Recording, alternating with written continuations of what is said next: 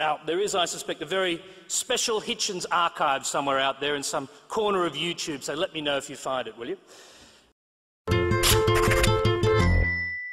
This is ABC Fora.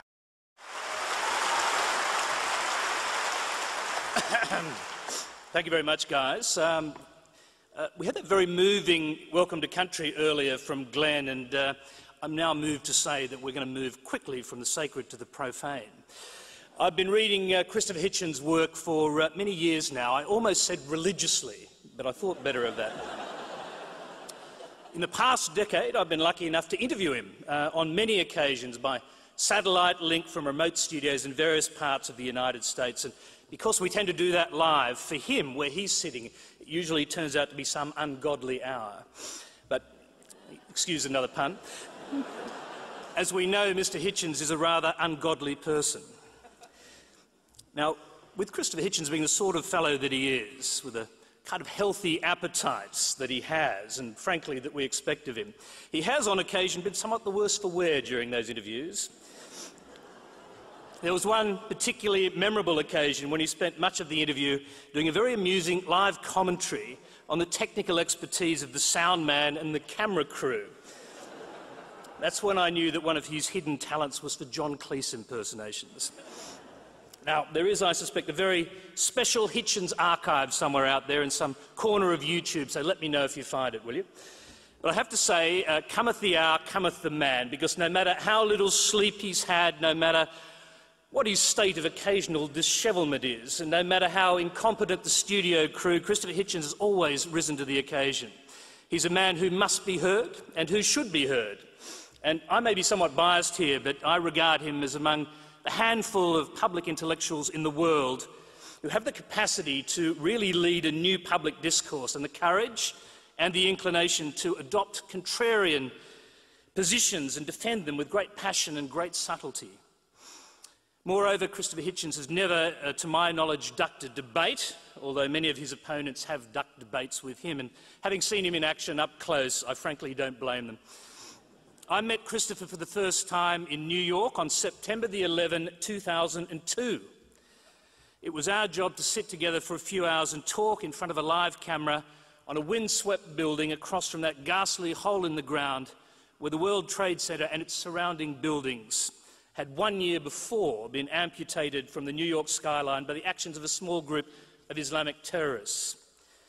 Now, when I was asked by the ABC to go to New York and do the first anniversary broadcast, I had only one condition, and that is, I'll do it if we can persuade Christopher Hitchens to join us. The reason for that was simple.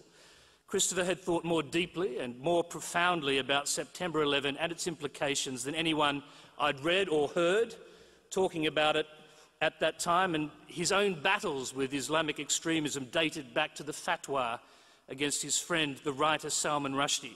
And you can see consistent streams of thought about God and religion flowing through the book that he's here to talk about tonight, and the ideas that he's going to talk about tonight. The book is God is Not Great, How Religion Poisons Everything.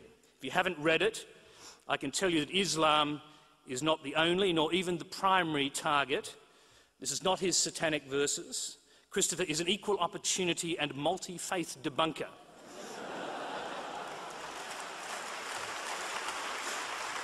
So, if you're a Christian, Roman, Catholic, Orthodox or otherwise, if you're a Hindu, if you're a religious Jew, if you're a Muslim, Buddhist, a Gnostic or even just an occasional visitor to a Shinto shrine, you can expect to be offended or at least have your views challenged in ways you perhaps didn't expect. Ladies and gentlemen, please welcome to the podium journalist, writer, lifelong contrarian and militant atheist, Christopher Hitchens.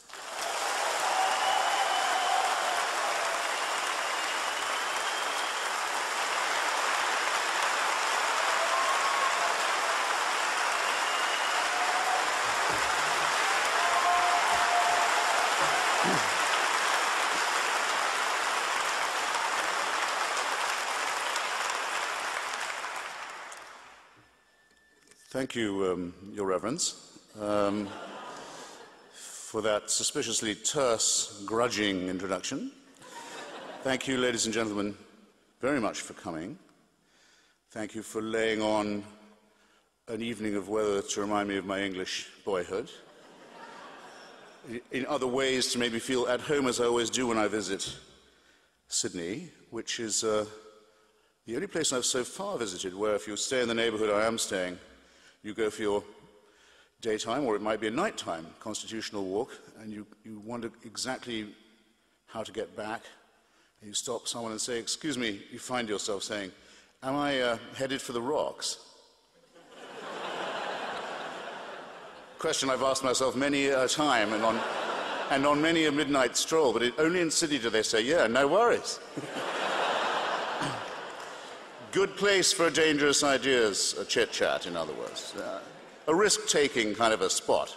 Rocks? No worries. I'm sorry for that reason, or partly for that reason, to have missed your darkness at dawn moment the other day, because a lot of my early training in the apocalyptic came from the study of Australian letters. When I was a boy, I was very fond of the writing of Neville Shute, Town Like Alice. I particularly loved In the Wet, No Highway. Remember No Highway? Perhaps I'm giving away my age a bit.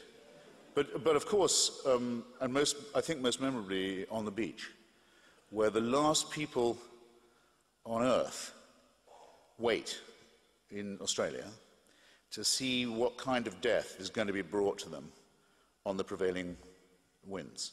There were lots of ways, I now realize, tons of ways in which Neville Shute couldn't write.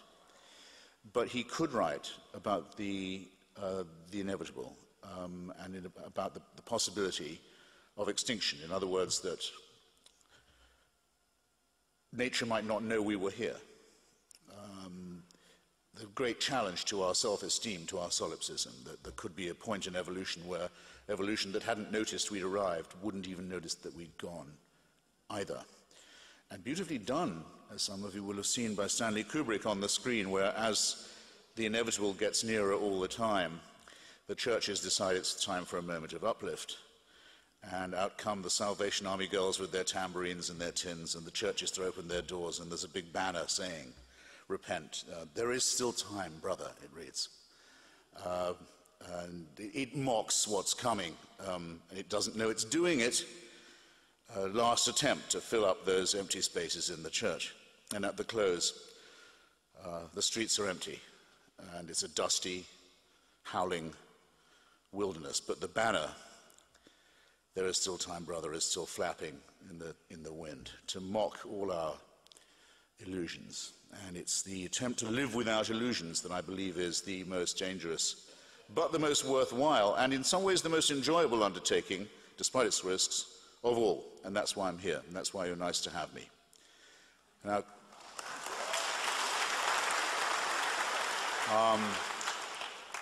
cosmology is a real bastard in a lot of ways. It's made it ever harder, has been making it ever harder for us to think too highly of ourselves.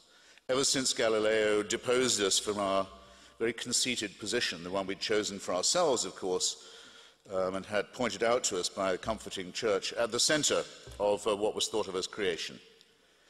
Now it's almost a commonplace because of the knife edge of climatology on which we understand ourselves to live, and when we see the rest of just our tiny little suburb of a solar system, an unimportant speck in an unimportant suburb of a little-known galaxy, just in our neighborhood, every other planet is either too hot to live in or too cold, and lots of our planet is one of those or the other, and the rest is on a knife edge, as we've increasingly come to understand. And so the probability of our being here forever is nil, and the possibility that we'll last as long as our planet isn't that great. But suppose we do. Here's something to cheer you up.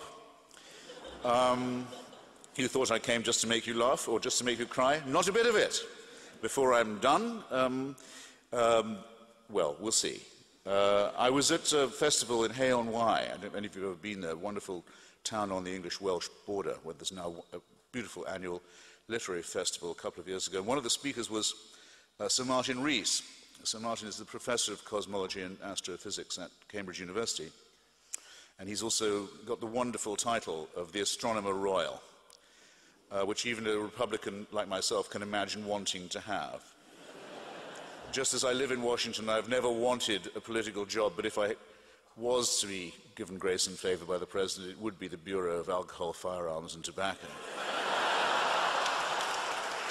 Anyway, I can't be the Astronomer Royal, but I can quote what Sir Martin said in an extraordinary speech called Dark Materials, which was the Joseph Rotblat Memorial Lecture. And there was a paragraph in it that completely arrested me, and I'm going to, as they say, share it with you. Most educated people, said Sir Martin, are aware that we are the outcome of nearly 4 billion years of Darwinian